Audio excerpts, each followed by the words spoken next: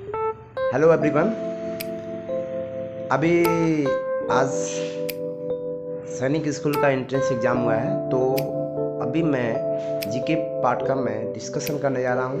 अभी मेरे पास जो पेपर है ये एक हमारे स्टूडेंट का है जिनका नाम है आयुष मंगराज। इनका जो बुकलेट कोड है वो जी कोड है। जी कोड का ही हम डिस्कशन करने जा रहे हैं। तो आप लोग अपने अपने क्वेश्चन पेपर के हिसाब से क्वेश्चन को देखकर आप लोग अपना आंसर मिला सकते हैं। तो सबसे पहले मैं आप लोगों को बताना चाहूँगा कि मैं अभी जो आप सेक्शन सी है, इस सेक्शन सी का मैं डिस्कशन करूँगा। तो हम टाइम वेस्ट न करते हुए डिस्कशन करते हैं। तो पहला क्वेश्चन है, by what other name is the water cycle known as. तो इसका जो करेक्ट ऑप्शन है, इसका मतलब ये पूछा कि वाटर साइकिल का दूसरा नाम क्या है। तो एज यू नो डैट कि वाटर साइकिल को हम लोग हाइड्रो साइकिल के नाम से भी जानते हैं। तो यहाँ पर वाटर साइकिल का दूसरा नाम हो जाएगा बच्चों हाइड्रोलॉजिक साइकिल देंगे। तो अब third option is the correct answer. Now the second question is the which bacteria is responsible for the formation of the curd. So that is the correct, second option is the correct answer. Lactobacillus is the correct answer. Next question is the 78 number question. Pick an example of the water pollution. इसमें से what is the main cause of the water pollution? A, an oil spills from the large ship and the animal walk in the, ये option incorrect होगा। Drinking water out of the bottle, ये भी incorrect होगा। Gasoline the car, ये भी incorrect होगा। The correct answer is the water pollution का सबसे बड़ा मेन कारण होता है कि जब भी कंटेनर से कोई भी रॉ मटेरियल रॉ ऑयल्स आता है, अगर वो हमारा लीकेज हो गया या वो बड़ा सा सीप से अगर कहीं से अगर लीकेज हो गया, तो वो हमारा एक बहुत बड़ा क्या आता है, वाटर पोल्यूशन का रीजन होता है। The correct answer is the water स्पाइल from an large ship. अगर लार्ज शिप से हमारा स्पाइल करे तो ये सबसे बड़ा हमारा क्या हो जाएगा कि वाटर पोल्यूशन का रीज़न हो जाएगा। बाकी और हम लोगों का बस माइनर में आता है। वॉकिंग, अगर हम लोग बीच के किनारे को एनिमल कोई चल रहा है, no problem. Drinking water of the bottle, it is also no problem. Gasoline के कार में अगर हम कोई वाटर डालते हैं तो ये भी नहीं प्रॉब्लम। लेकिन सबसे बड़ा रीज़न है अगर कोई भी oil, raw oils like petroleum oils, अगर हमारा क्या होता है कि लीकेज होने की वजह से वो पूरा समुद्र में जाएगा, समुद्र का पानी को क्या कर देगा, पोल्यूटेड कर देगा। नेक्स्ट क्वेश्चन आते हैं कि what do you mean by the seed coating. The correct answer seed coating is the protective layers outer of the. तो ये प्रोटेक्टिव लेयर्स होता है, सीड कोट का मतलब ये होता है protective layer.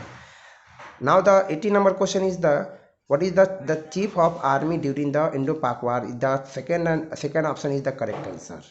The field marshal SHFJ Manekshaw. Now the last 81 question is there. We will discuss that. 81 question is that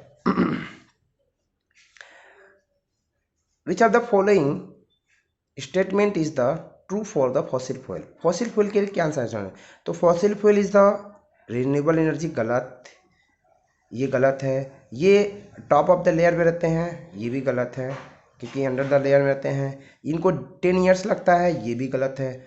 ये हाँ, फॉसिल फ्यूल एक ना एक टाइम में ये लोग क्या थे, लिविंग ऑर्गेनिज्म थे। The correct option is the fourth option is the correct option. Now will go for the 82 number question. The where is the Meenakshi temple is located? The Meenakshi temple is located at the Madurai. It is located in the Tamil Nadu. Now we will go for the next question. 83 number question is there.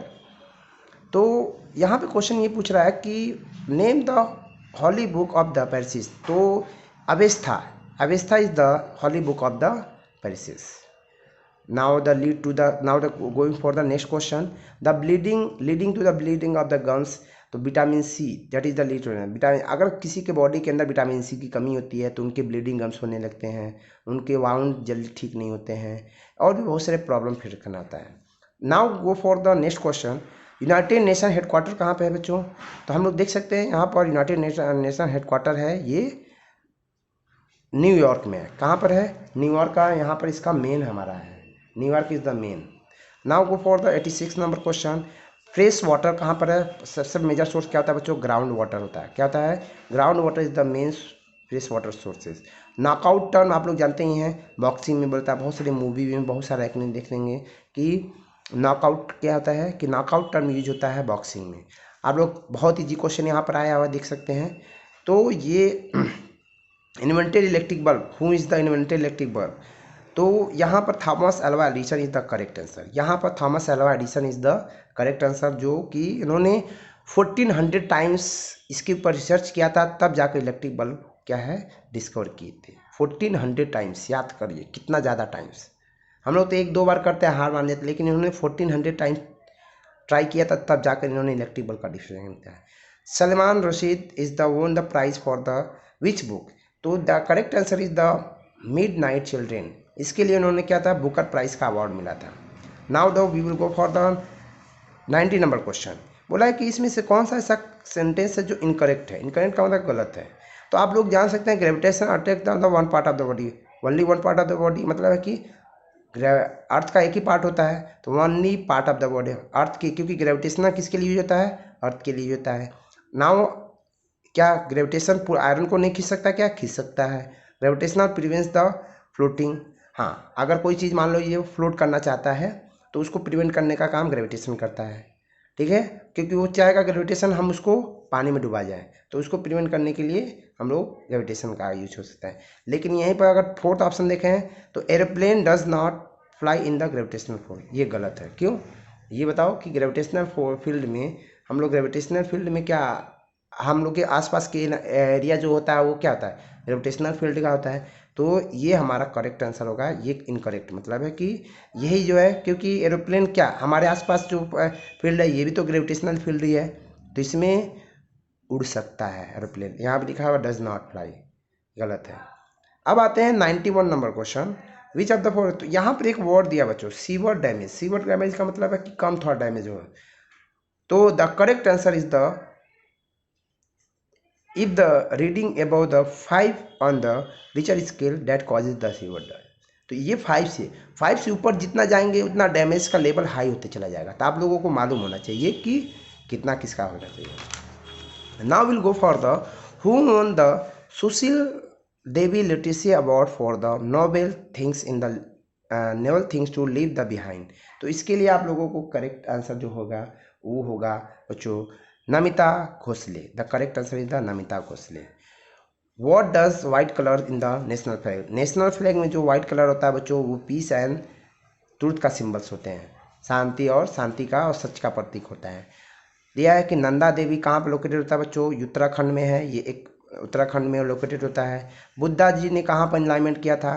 तो ये बुद्धा जी ने बोध गया में किया था, जो कि बिहार में बोध गया। टिश्यू का काम क्या होता है? Tissue help in the division of the labour of the among the cell, ये होता है टिश्यू का काम, ये होता है बच्चों। टिश्यू का काम क्या होता है?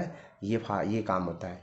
Now will go for the which classical dance is name after the village to originated. The correct answer is बच्चों Kuchipudi. Kuchipudi is the name of the named after the village it's originated from. Now will go for the which sweet is the dried dipped in the sugar and rounded shape jalebi. बच्चों आप लोग जलेबी देखते ही हैं, जलेबी क्या होता है? Round shape का होता है। हम लोग रसगुल्ला क्यों नहीं सकता? रसगुल्ला का शेप होता है स्पेयर शेप का होता है, स्पेयर शेप का होता है। ये जलेबी जो बोलता है ये जलेबी राउंड शेप का होता है। तो आप लोग देखते हैं जलेबी राउंड शेप का होता है, तो ये राउंड शेप के होने की वजह से, और इसका जब ये पकने के बाद इसका जो ऑरेंज कलर में हो जाता है हल्का सा, जिसकी वजह से इसका ये करेक्ट आंसर जलेबी होगा। यहाँ पर देख सकते हैं कि which part of the earth support the biodiversity support. तो correct answer is the biosphere. Biosphere are those sphere in which the living organism all the living organism survive together. Bio community में क्या होता है कि particular group के लोग आ जाएंगे, लेकिन बायोस्फीयर में क्या होता है? बायोटिक कंपोनेंट ओनली लिविंग, लेकिन बायोस्फीयर में all the living organism, all the living और नॉन लिविंग सर्वाइव करते हैं यहाँ पर बायोस्फीयर में। तो बायोस्फीयर एक क्या होता है कि एक हमारा क्या होता है, एक लेयर होता है जहाँ पर ये लोग सर्वाइव करते हैं। Now the last question is that, last question is something is difficult and different. Name the process involve in the cloud seeding. Cloud seeding एक ऐसा टेक्निक है बच्चों, इसमें क्या किया जाता है कि पहले काम किया जाता है कि जो वेपर्स होता है उसको कूल करना है, उसके बाद कंडेंस करके अपने हिसाब से डस्ट पार्टिकल या कंडेंस किया जाता है। कंडेंस करने के बाद उसको हम लोग उसका बाद में इसको इंड्यूस्ड रेन के फॉर्म में उसका यूज किया जाता है। तो the correct answer is the second option is the. तो इस तरह से हमारा ये आप लोग अपना अपना मिला सकते हैं कि कौन कितना हमारे है। लेकिन इस साल का जो जीके का पेपर है थोड़ा सा लिटरली थोड़ा सा अगर हम बात करें तो 10% 20% थोड़ा सा हार्ड आया था, क्योंकि most of the question are related to your general science, like your history, like your geography. you had they have not asked about related to the general science. What is the scientific instrument, synthesis? Not, they have not asked anything से, not as an author। ये सब बहुत ही कम ऐसा चीज़ें हैं जो कि पूछा था। लेकिन इसके हिसाब से आंसर आप लोगों का क्या है, लगभग थोड़ा सा सही है। आप लोग अपना अपना मिला सकते हैं कि किसका आंसर कौन सा सही होगा। तो ये आप लोग आंसर देख लीजिए। यहाँ पर एक बार और आंसर आपको दिखा दे रहा हूँ, ठीक है, और यहाँ पर एक बार और आंसर दिखा दे रहे हैं। तो ये जनरल साइंस का ये आज का जीके का आंसर है। तो आप लोग देख लीजिए और please like and comment how much marks have you got. Please tell me in my comment section. Okay, bye bye, tata, have a good day.